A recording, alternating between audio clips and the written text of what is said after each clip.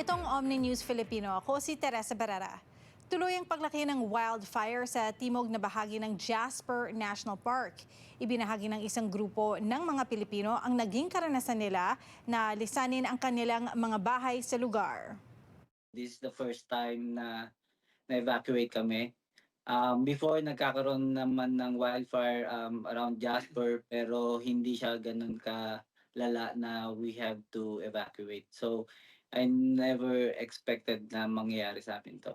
Scary, and as well we have to focus on the situation itself. Lunes ng gabi nang ipatupad ang mandatory evacuation order para sa mga residente at bisita sa Jasper National Park at Town of Jasper sa Alberta. Dahil sa mabilis na pagkalat ng wildfire, nagdeklara rin ng state of emergency ang Municipality of Jasper. Nung nalaman ko yung news about it, nasa work ako, and then good thing, pinauwi din kami kaagad, kaya lang parang deep inside, nagpapanik ako, pero hindi ko siya mapakita kasi I have a 10-year-old boy, so I have to show him na hindi namin kailangang magpanic during these times of situations. Higit 20,000 mga tao na ang lumikas gamit ang kanilang mga sasakyan, kabilang ang isang grupo ng higit 20 mga kababayan. Kailangan maging kalmado lang din sa ganitong sitwasyon para at least lahat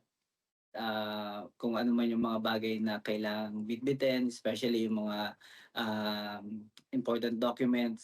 So yun yung mga unang gamit na niready ng wife ko, and then some clothes and foods for like habang nagto-travel kami to our evacuation site. Kwento ng grupo, ipinarada ang kanilang sasakyan sa Village Municipality ng Valemount, BC, Lunes ng gabi upang matulog sa loob ng sasakyan at kumain ng mga baon nila nang umalis sa Jasper. We just gathered friends and family to have in the campsite nagluto, and then we just make it the usual get together, even the situation is like the evacuation. Dahil sa wildfire, mananatiling sarado na hanggang Agosto ang ilang mga campsite at hotel sa Jasper. Hindi pa alam ng mga kababayan kung kailan sila makakabalik sa kanilang mga tahanan at trabaho. At the moment, wala pa po kaming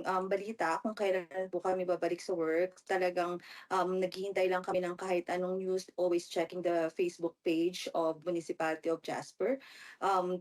And at this point, after this call nga, we have to make plans. Magmi-meeting ulit kami, magkakasama para lang mapagdesisyon na namin ano yung next course of action that we need to take. Nasa isang hotel sa Kamloops ngayon ang mga kababayan. Tumataas daw ang mga gastos nila kada araw at kailangan nilang bumalik sa Alberta dahil nasa Calgary at Grand Prairie ang mga reception centers na binuksan ng probinsya para sa mga evacuees. Yung gasoline expense namin, and also may mga dala kaming pagkain pero it's not enough para sa mga future meals namin. So kailangan namin kumain ng fast food and all, pero from last night talagang we are trying to eat kung ano yung mga dala naming pagkain para lang makaraos. Nagdadasal ang mga kababayan na sana hindi umabot ang wildfire sa mga tahanan o lugar ng trabaho nila sa Jasper. At nagpapasalamat rin sila sa mga kababayang taus-pusong nag-aalok ng tulong sa kanila. Meron namang mga nag-offer like friends in Edmonton or in other cities na mga kakilala namin. They were offering help if we would like to stay with them or yeah. So marami namang malalapitan.